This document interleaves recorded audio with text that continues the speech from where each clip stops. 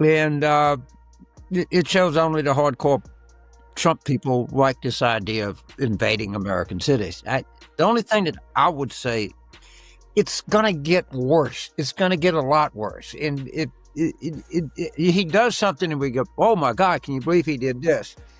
And at some point, we're going to have to just tell ourselves, yes, I can believe that he did this. And I can try as hard as I can to imagine what. James Carville just tore through Donald Trump like a Louisiana hurricane. And not even Mar-a-Lago's golden chandeliers were safe from the storm. What unfolded wasn't just a political moment, it was pure spectacle. The kind that makes you grab popcorn and wonder if American politics quietly merged with reality TV. Carville's words landed like thunderclaps, shaking Trump's camp into chaos and sending aides scrambling faster than interns trying to delete a bad tweet. The question everyone's asking is, what exactly did Carville say that set Trump's world spinning? Stick around, because this meltdown could redefine what political drama looks like in the modern age. Of political drama. Trump's Republican number is starting to deteriorate. Now, we're out with somebody, but I don't think he would mind. A friend of ours who's very knowledgeable about Indiana, very knowledgeable journalist, pointed out that the Indiana Republican Senate is not going along with redistricting. They just announced that they didn't have the votes. They have votes. This is how things deteriorate. Okay, they start, as you take one brick out. When James Carville speaks, he doesn't just discuss politics, he detonates it. The man treats Washington like a backyard barbecue, tossing in political heavyweights like ribs, letting them sizzle, and serving them up with his trademark mix of brutal honesty and Southern spice. And this time, the main course on the grill was Donald Trump himself, roasted to perfection under Carville's relentless fire. And then the edifice gets weaker. You're going to start seeing that. Yeah. I think you're going to have a stampede after Tuesday's election coming up in 2 weeks in Virginia and New Jersey. I think, what happens is one cow. We used to raise cattle when I was a kid, so we used to kind of round them up. I had some experience at this. One gets away, and you try to get them back in. 3 get away, and you got to. This wasn't some debate or polite interview. It was a full-on exorcism of every delusion Trump's tried to sell since 2016. Carville came in swinging with the energy of someone who's been biting his tongue for 8 long years, finally letting loose with the ultimate, "I told you so." Every word dripped with the satisfaction of a man who's been waiting for this exact reckoning. I think exactly right. I think Edsel is right. I actually think J.B. Pritzker's right. I think he's suffering from some, I don't know if it's dementia, but he's suffering from some mental breakdown. And these things get progressively worse. I mean, they never get better. They never stay the same. And whatever is causing this paranoia and this megalomania and all of the other stuff that you see and manifest itself is only going to... If you're enjoying this video, don't forget to subscribe and hit that bell icon, because what's coming next is wild. Trump's still out here trying to convince the world that every scandal is fake, every loss is rigged, and every indictment is somehow a compliment. Meanwhile, Carville shows up like a Cajun Gandalf, armed with a grudge against stupidity and a Southern twang sharp enough to cut steel. This wasn't analysis, it was revelation. You could practically hear the air leaking out of Trump's ego in real time as Carville delivered blow after blow with calm precision. Number is starting to shake. They're getting shook. And we caught because we can't do anything. We stuck in the election cycle. And if you're listening, Mike Sherrill's campaign, the most fruitful place that you can do it. I know New Jersey, and what you want is you want your candidate on his heels, on the defensive, the last 2 weeks. And I highly suspect that there's a relationship between Schiaparelli and this in Paul and Carville has this rare talent. He can turn a single observation into a flamethrower. One minute, he's calmly breaking down poll numbers. The next, he's effortlessly roasting Trump's entire persona. Hair, history, and hubris all included. He's not angry, he's entertained, like a cat chasing a laser pointer, endlessly amused by the chaos. And to be fair, Trump gives him endless material. From courtroom sagas that make Judge Judy look like Shakespeare, to witch hunt rants that have outlasted real witches. Carville doesn't even need to exaggerate. The comedy writes itself, and he just narrates it with the joy of someone who's been right too many times for his own sanity. What makes it even better is his calm tone, like a scientist explaining why feeding fireworks to a raccoon never ends well. He breaks Trump's political story down so cleanly that you realize it's not strategy, it's a blooper reel that somehow got renewed for 8 seasons. When Carville talks, you can hear his disbelief that the loudest man in politics became the voice of the silent majority. It's like watching someone try to describe a bad dream that somehow got elected. That accidentally won an election. is going to try. We know that. We've been saying on this program. It's pretty clear that this thing is starting to unravel. His polling numbers are starting to weaken. My own view is the Democrats are winning this whole budget, health and insurance extensions. They're not just winning; they're winning big time. And they're trying to figure an exit ramp out. I pretty sure they're going to lose in Virginia and New Jersey, and it's going to set off. Every jab, every punchline, every bit of analysis oozes with that classic Carville blend of sarcasm, exhaustion, and how are we still talking about this guy? The real show begins when he peels back the curtain, exposing Trump's world like a broken carnival ride. Flashing lights, loud noise, and guaranteed nausea. By the time Carville's done, you see it clearly. Trump's circus runs not on strategy, but on America's addiction to drama. His takedowns aren't simple insults, they're autopsies, precise and hilarious.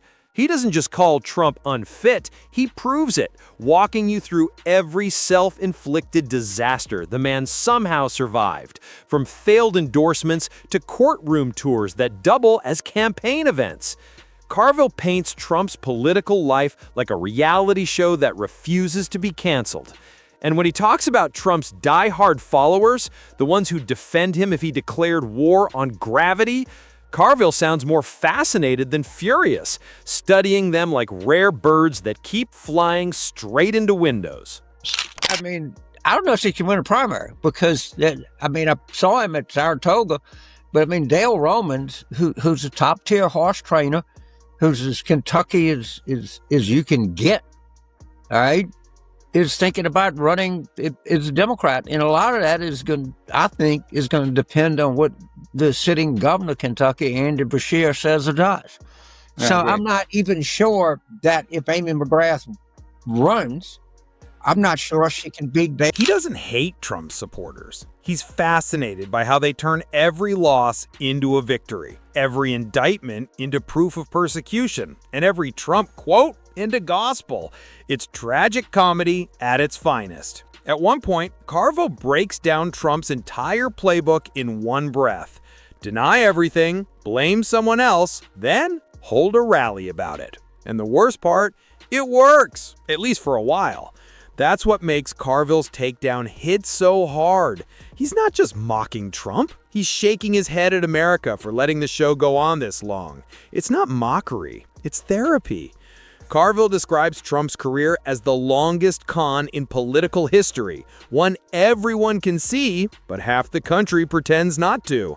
He explains how Trump's empire, both political and financial, runs on the same rule as a casino. The house always wins until the lights finally go out. And when Carville hints that those lights are dimming, you can almost hear the gasp ripple from Trump Tower to Truth Social. His delivery is so cool, so detached, that it stings even more. He's not angry, he's amused. Trump's legal troubles? Predictable. His campaign stumbles? Expected. His latest meltdown? Routine.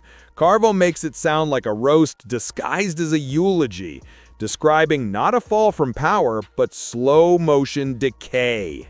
I think, of course, like all people, us included, at a certain age start to physically deteriorate and to some extent mentally deteriorate. That's clearly happening with him. Concurrent with his obvious physical and mental deterioration and madness, his political situation is deteriorated as much as his mental and physical deterioration. And he senses that. And this makes him more dangerous. Carville doesn't stop at politics. He dives into Trump's psychology. He talks about his obsession with validation, how loyalty is just another subscription service to him, and how every ally eventually becomes an ex-employee. It's tragic-comic brilliance. Carville paints Trump as a man who dreamed of being king, but ended up the world's most dramatic game show host. He reminds us that Trump didn't fight the system, he became the system, just louder and less competent. Every drain the swamp speech was really just him filling it with new crocodiles in designer suits. The fact that people keep buying the act leaves Carville laughing and sighing at once, that half smile saying, "We really elected a man who thought windmills cause cancer?"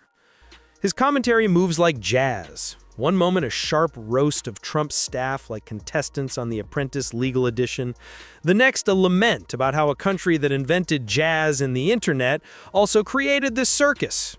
You can hear decades of political weariness in his tone, equal parts exhaustion and wry amusement. Think that Trump gets something in his mind, and then people just tell him what he wants to hear. So they're saying, sir, you're raising revenue, you're not raising taxes on anyone, you're helping create domestic jobs, you're hurting foreign countries that are not like us. This is a win situation all the way around. I don't think someone has come in here and told him, so, well, the problem is a tariff increase is always going to be paid for by consumers. Then, Carville zeroes in on Trump's greatest weakness, his obsession with image. He breaks it down with surgical precision. Trump's whole empire depends on looking powerful, even as everything crumbles behind him. Every photo op, every rally, every angry social post, it's all performance art. Carville calls it political cosplay, pretending to be a man of the people while living like a monarch. The genius of Carville's takedown is that it's not just about Trump, it's about everyone who enables him. The consultants swearing he's turning a corner while he's stuck in a cul-de-sac. The donors thinking they're buying influence when they're really renting chaos. The pundits who still call him unpredictable as if he hasn't repeated the same meltdown pattern for years. Carville skewers them all with that grin that says, "You're all in the same clown car."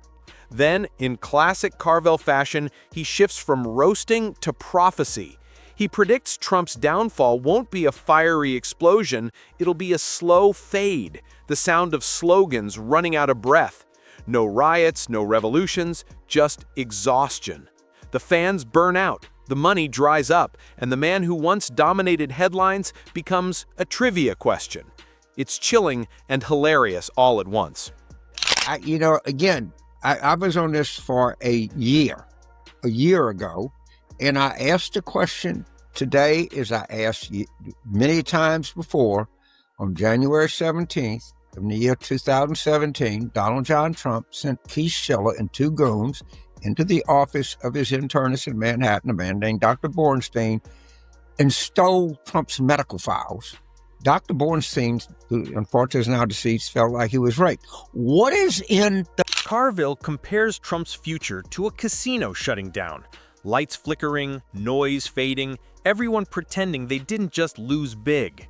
He describes it like a national hangover, where America wakes up, rubs its eyes, and says, "What the hell was that?" But Carville's no fool. He knows Trump's greatest weapon is shamelessness. Most politicians fear embarrassment. Trump feeds on it. Scandal isn't a problem for him, it's fuel. So Carville calls him not just a con man, but a survivor of his own disasters, the kind of guy who walks away from every explosion just to prove he can. Yet, as Carville points out, the political world is already inching past him. Republicans are quietly planning for life after Trump.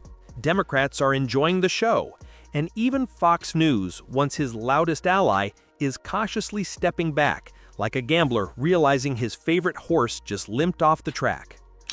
I don't think anyone tells him. And I think that was what we were talking about with Congressman Paul. I don't think that he has ever heard the other side of the argument on tariffs. In his mind, it raises trillions of dollars in revenue. It creates millions of American jobs, and it's all winning. And no one has the heart or the ability to tell it. Carville, of course, savors every second. He talks like a man watching karma finally read the fine print. For years, he warned anyone who'd listen that Trumpism couldn't last. And now that the cracks are showing, he's enjoying the view with the calm satisfaction of sipping good bourbon. There's no gloating, no rage, just relief. Because for Carville, Trump doesn't have to lose for him to win. The comedy of analyzing Trump is victory enough. It's like he's saying, you don't beat a clown, you just let him keep talking. And beneath all the laughter and sharp wit lies something deeper. That's why this takedown hits harder than any insult. It's not just hilarious, it's honest. Trump's political career has always been a parody that somehow became real. And Carville's the only one brave enough to laugh while pulling back the curtain.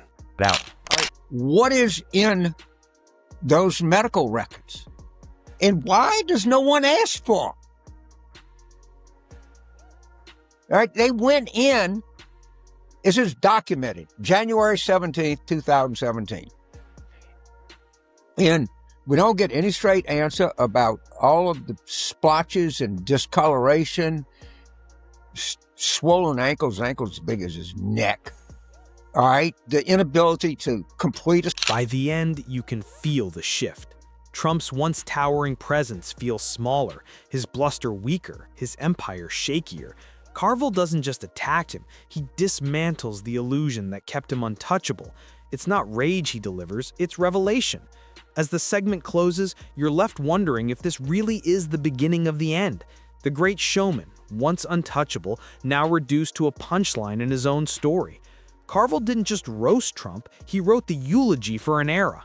The question isn't whether Trump can recover, it's whether America will even let him. Because for once, it's not Trump commanding the stage. It's the audience walking out, leaving the spotlight to fade on a man who confused attention for power. And in that final echoing silence, between disbelief and laughter, Carville doesn't have to say a word. The show's over. Trump just hasn't realized it yet.